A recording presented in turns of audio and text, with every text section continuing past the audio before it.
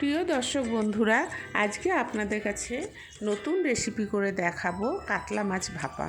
চলুন তাহলে দেখে নিই কী করে বানাই।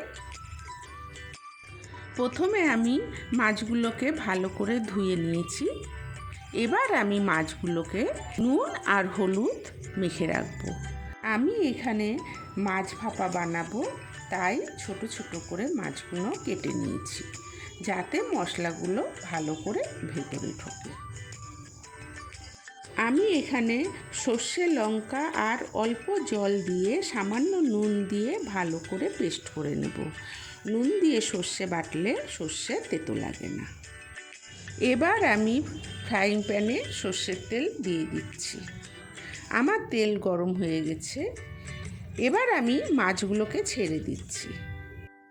মাছগুলোকে একদম হালকা করে ভেজে নিতে হবে।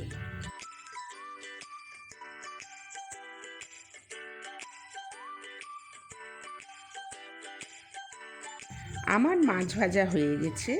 এইভাবে আমি সব মাছগুলো ভেজে নেব। আমি এবার সর্ষে লঙ্কা পেস্ট নিয়ে তার মধ্যে আন্দাজ মতো নুন, হলুদ আর কাঁচা সর্ষের তেল দিয়ে ভালো করে মিশিয়ে নিলাম।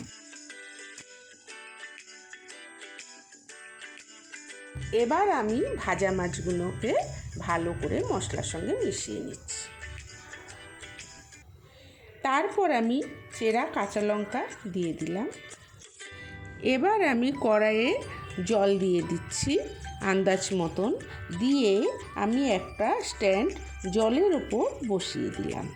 তার উপরে আমি মাছের টিফিন বাটিটা বসিয়ে 15 মিনিটের জন্য ঢেকে রেখে দেব।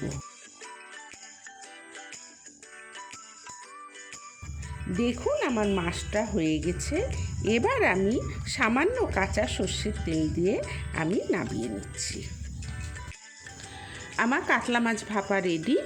এটা গরম ভাতের সঙ্গে খেতে খুব ভালো লাগে। আপনারা বাড়িতে বানিয়ে খেয়ে দেখবেন।